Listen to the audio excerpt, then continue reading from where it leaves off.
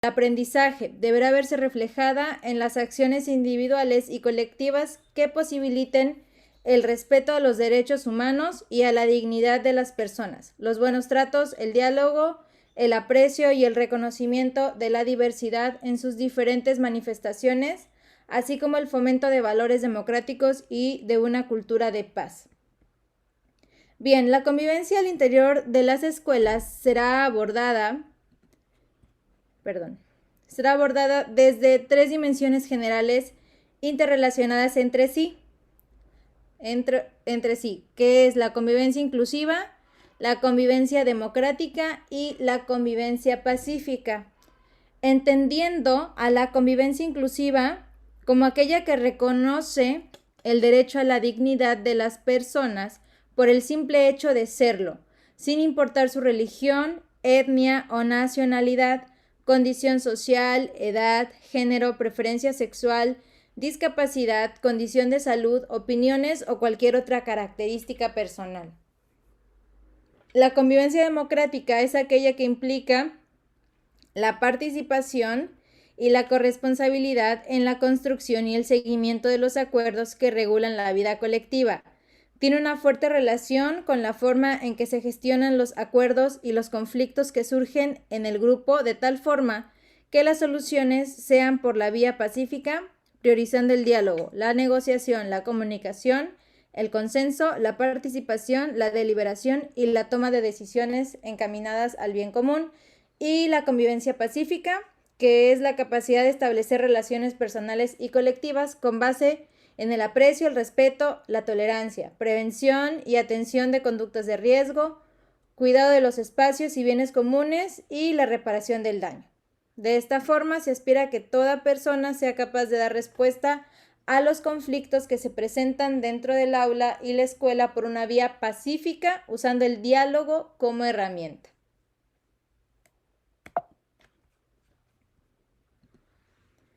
Bien, este documento, ¿verdad?, será elaborado en cada uno de los planteles de educación básica. Bueno, esto se dijo en el 2015, ¿verdad?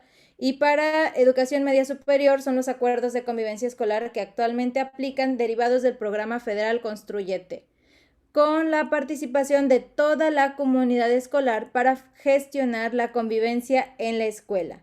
En él se definen las conductas deseables y los compromisos de todos para su logro. Ahora, ¿cuáles son los elementos fundamentales del acuerdo escolar de convivencia? Pues debe tener propósitos, ¿verdad?, que cada escuela va a definir, normas, que son aquellas expresiones de valores que rigen el comportamiento esperado en el contexto escolar, definen con claridad lo que es aceptable o inaceptable en el salón de clases o institución y deben trabajarse como normas para la vida. Es decir, aquellas normas que remiten a principios éticos o valores llamados universales que tienen vigencia en cualquier tiempo y espacio. También debe tener compromisos para favorecer la convivencia estos compromisos, ¿verdad?, requiere que todos los integrantes de la escuela adquieran ciertos compromisos para poder cumplir las normas. También debe tener el acuerdo escolar, el acuerdo debe tener medidas disciplinarias para definir estas medidas, ¿verdad?, que van a acompañar a las normas establecidas en nuestra escuela. En caso de infringirlas, es una tarea compleja, y existen determinadas claves que nos pueden ayudar. La acción consecuente del incumplimiento de una norma debe tener una finalidad educativa y formadora, por lo que será entendida como una estrategia para aprender a desarrollar determinados hábitos o actitudes útiles para la vida. Ha de ser una consecuencia coherente, acorde a la acción cometida, que enseñe al infractor y al grupo nuevas vías de actuación efectivas. Una sanción excesiva o desproporcionada conduce a la falta de comprensión de la misma e incluso a la rebelión. Por lo tanto, debe existir una relación lógica, compartida y proporcional entre la norma y la sanción asociada. De lo contrario, perdón, solo se conseguirá obtener una disciplina coercitiva o punitiva impuesta. ¿Hasta aquí alguna duda, algún comentario? No, rescatar esto, maestra, Así es. de esto que comentaba, de que cuando hagamos digamos, los reglamentos escolares, que es lo que normalmente realizamos en tercero a nivel escuela, me Ujú. queda claro que cuando hagamos una regla, una norma, Así y es. si vamos a aplicar un correctivo o castigo, o no sé cómo le llamamos, Medida disciplinaria. debe de tener un enfoque de aprender más, Así ¿sí? es. O sea, no de castigar, sino de que a partir de eso los jóvenes aprendan. Aquí Está dice, para muy bueno. aprender a desarrollar determinados hábitos o actitudes útiles para la vida. Así Así es. es. Más Muy bueno. adelante, de hecho, nos indican esto más a detalle.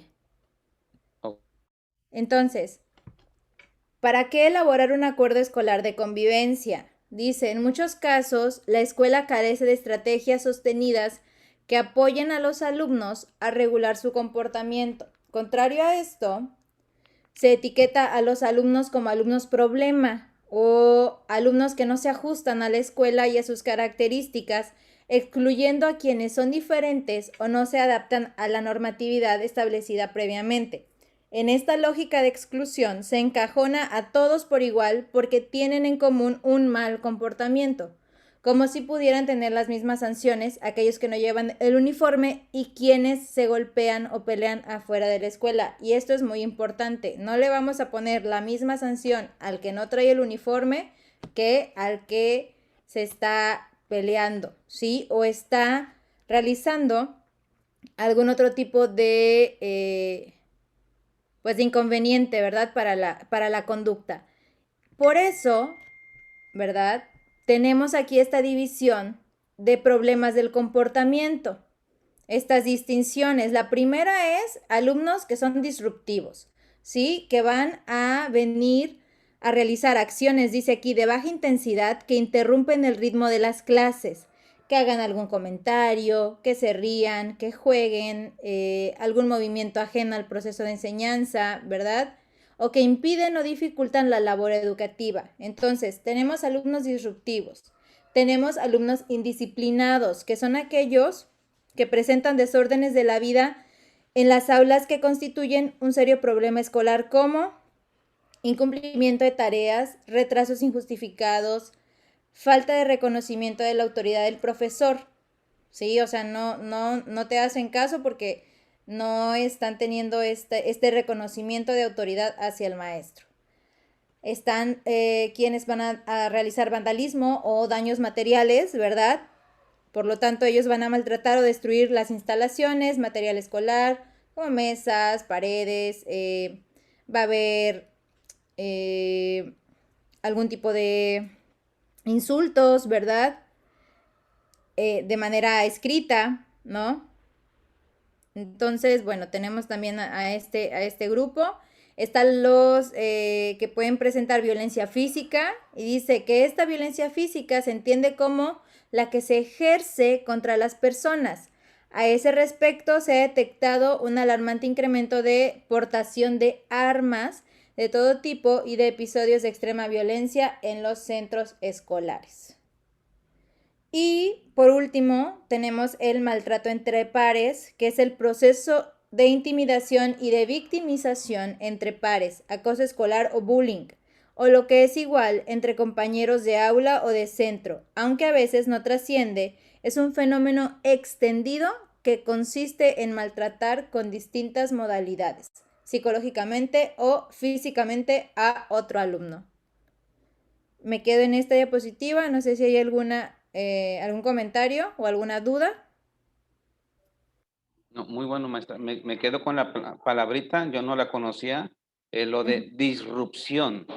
Sí, Disrupción es cuando un alumno o sea, no es indisciplinado, no no, vandaliza, no es violencia física, pero no, te interrumpe las clases, así ¿verdad? es, Algo así. así es, así Disrupción.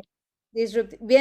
Es una palabra, bueno, viene del inglés disruptive, es muy utilizada eh, en escuelas, por ejemplo, pues en Estados Unidos, ¿verdad? Usan demasiado ese término para catalogar a un alumno que justamente presenta estas características. Es importante porque si en el examen que hagamos bien esta palabrita y no la comprendemos, por lo menos ya, ahorita ya sé que es disrupción. Parece que no, ¿eh? Así es, Pero una palabrita te mueve todo y si no la conocemos, pues no sabemos. así es, así es. Muchas gracias. Bueno, entonces continúo. Dice aquí bueno, este acuerdo, ¿verdad? Es una herramienta de carácter formativo que promueve el desarrollo integral de los estudiantes, contemplando a su vez la colaboración de toda la comunidad educativa. Asimismo, debe quedar claro que no se trata solamente de un cambio de nombre al reglamento interno, sino de una nueva visión que deja insubsistente la verticalidad y la imposición. De hecho, ahora ya no se llama así tampoco, ya tenemos otro nombre para esto. ¿Sí?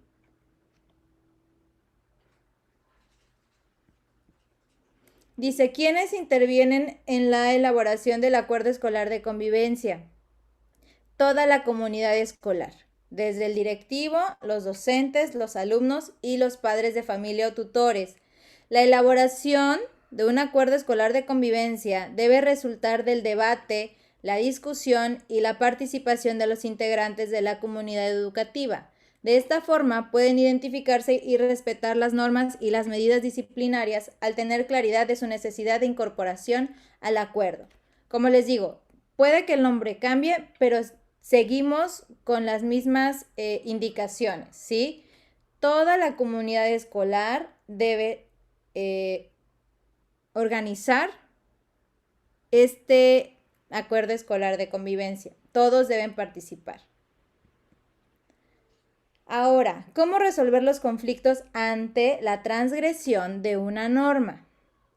Las acciones para aplicar las medidas disciplinarias deben apegarse a un procedimiento definido, es decir, establecer el derecho de todos los involucrados a ser escuchados, a que sus argumentos sean considerados, que se presuma su inocencia y que se reconozca su derecho a defenderse. Para una resolución pacífica de conflictos es importante que se cuente con una sanción proporcional y formativa, pero también es necesario que las personas responsables de aplicar estos procedimientos manejen algunas técnicas que permitan afrontar de manera positiva los conflictos. Entonces, para eso, podemos solucionar los conflictos mediante la conciliación, que es un proceso de solución de conflictos simples que facilita la presentación de reclamaciones y su resolución. Tiene un carácter ecuánime y la fundamentación de la decisión del conciliador es con base en las pruebas que presentan las partes. Uno o más conciliadores proponen alternativas al conflicto, se sostiene en el diálogo, la escucha atenta y reflexiva de las posiciones e intereses de los involucrados. Se indaga una solución justa y formativa para las partes en relación con la situación planteada. Otra manera de resolver un conflicto es la mediación. Aquí tenemos que es un procedimiento voluntario, confidencial y flexible para ayudar a que dos o más personas encuentren la solución a un conflicto en forma no adversaria en el que interviene un tercero imparcial llamado mediador. ¿Sí? Quien facilita la comunicación y ayuda a los involucrados a llegar a un acuerdo o resolución del problema sin establecer sanciones ni culpables, sino buscando restablecer la relación y la reparación del daño cuando sea necesario. ¿Sí? Aquí dice que lo que se pretende es que todos aprendan de la experiencia y se comprometan con su proceso formativo. El mediador pues va a ser una persona neutral para las partes del conflicto y no impone soluciones, sino que orienta el diálogo y el acuerdo. Y pues otra manera es la negación. Dice aquí en este proceso solo participan los involucrados directamente en el conflicto. Negociación. Sí. Ay, perdón, negociación. Sí, perdón, negociación. En el conflicto sin intervención de terceros, para que los implicados entablen un diálogo que busque la solución a sus diferencias, lo que se explicita en un compromiso. deben centrarse en el problema con la finalidad de buscar una solución conveniente para ambos y que las concesiones se dirijan a satisfacer los intereses comunes. Hasta aquí, ¿alguna duda, pregunta, comentario? ¿No? Ok, continúo. No, está bien explicitado. Bien, ¿cómo vamos a elaborar este acuerdo escolar de convivencia? Primero debemos hacer un diagnóstico de la convivencia escolar, ¿sí? Vamos a ver la manera de reconocer y atender la diversidad de la escuela, considerando sus diferencias lingüísticas y étnicas. También vamos a ver cómo nos tratamos en la escuela. Vamos a observar la forma de establecer y cumplir las normas escolares. A ver la participación, corresponsabilidad y mejora de la enseñanza en el plantel. También cómo enfrentamos los conflictos en la escuela. Entonces, estos son los puntos que nosotros debemos revisar para hacer el diagnóstico y podemos utilizar estos espacios para poder hacer ese diagnóstico. Desde la Asamblea de Asociación de Padres de Familia, ISEPS, reunión de trabajo con el Comité de Desaliento de los CEPS, o juntas o reuniones informativas de aula. También debe haber un análisis de la información del diagnóstico de la convivencia escolar. O sea, lo primero es hacer el diagnóstico, después analizar ese diagnóstico. Una vez que ya pasamos esta parte del análisis, vamos a llegar a la elaboración de normas del acuerdo escolar de convivencia. Entonces, para poder realizar estas normas, vamos a considerar en el diseño lo siguiente, ¿sí? Bueno, dependiendo del contexto de la escuela. Vamos a tener o a considerar el reconocimiento y la atención a la diversidad, el buen trato o las relaciones personales, la participación, la corresponsabilidad y la mejora de la enseñanza, el manejo de conflictos, la asistencia y la puntualidad, el cuidado del material propio, ajeno y el educativo, la actividad académica, la higiene y la salud. Entonces, yo con estos puntos voy a realizar las normas del acuerdo escolar de convivencia. Dice, como siguiente punto, después de definir los aspectos y las necesidades, se debe considerar la forma correcta para la redacción de las normas. Estas pueden tener las siguientes características. Bueno, se deben escribir en un sentido propositivo, destacando la pauta de acción que queremos seguir. Formularlas en primera persona del plural, definiendo el compromiso de los alumnos, maestros y padres de familia con la norma que se establece. Ser breves, asumibles, justas y comprensibles por todos los integrantes del centro educativo. Considerar las necesidades y los aspectos de acuerdo con el resultado del diagnóstico. Considerar la opinión de los integrantes del centro educativo a través de sus representantes. Estar acordes con las distintas etapas del desarrollo de la infancia y adolescencia. Redactar con base en la realidad y el contexto económico, social, cultural, lingüístico y étnico del centro educativo. Considerar los derechos y las responsabilidades de las figuras adultas. Esto yo creo que es muy importante.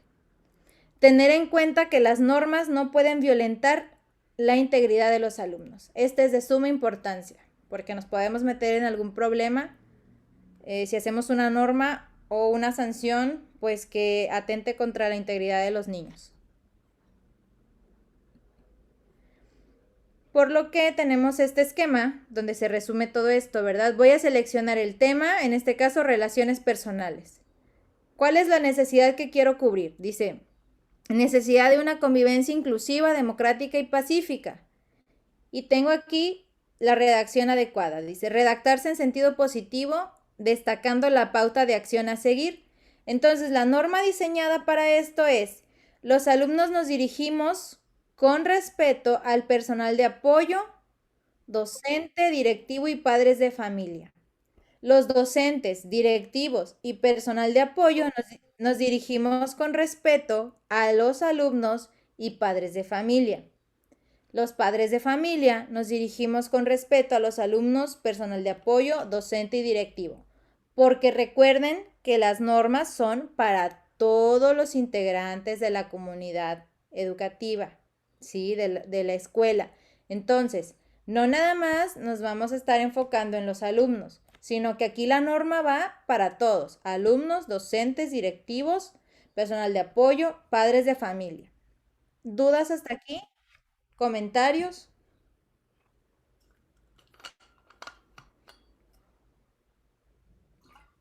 Ok, continúo.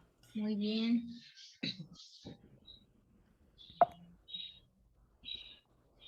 Bueno, dice, elaboración de medidas disciplinarias del acuerdo escolar de convivencia. Dice aquí, resulta apremiante generar un ambiente armónico a través del diseño del acuerdo escolar de convivencia, que contemple medidas disciplinarias conforme a los lineamientos para la gestión de la convivencia en escuelas de educación básica y media superior del estado de Veracruz. Entonces, para poder elaborar estas medidas disciplinarias, nosotros debemos cuidar que tengan una finalidad educativa para aprender a desarrollar determinados hábitos o actitudes útiles para la vida en común. Sean consecuencia coherente y acorde a la acción cometida. Que enseñe al infractor y al grupo nuevas vías de actuación efectiva, además de ser graduales y proporcionales con la falta cometida. Sean conocidas y comprendidas por todos los implicados. Salvaguarden la integridad física y la dignidad del alumno, docente, padre de familia, tutor y demás personal que convive en el espacio escolar. Conlleven a la autorreflexión del alumno como persona responsable de sus actos y las perciban como consecuencia lógica del comportamiento indisciplinado. Protejan los derechos de los niños y adolescentes. Esto es básico. Y que eviten, en todo caso, atentar contra el derecho a la educación o impedir la continuidad de los estudiantes en el sistema educativo. No podemos suspender alumnos, no podemos correr alumnos, ¿sí? Entonces, ¿por qué? Porque los estás privando de su derecho a la educación. ¿Algún comentario en esta parte? Es importante esto último, porque luego me ha tocado ver y creo que hasta yo lo puse en algún momento de que castigo, que llegaba tarde, te quedas afuera 10, 15 minutos. Ahí estoy atentando contra el derecho a la educación de Así ese es. niño. Correcto. ¿Sí? Entonces sí hay que tener cuidado. Ya cuando llegas a ese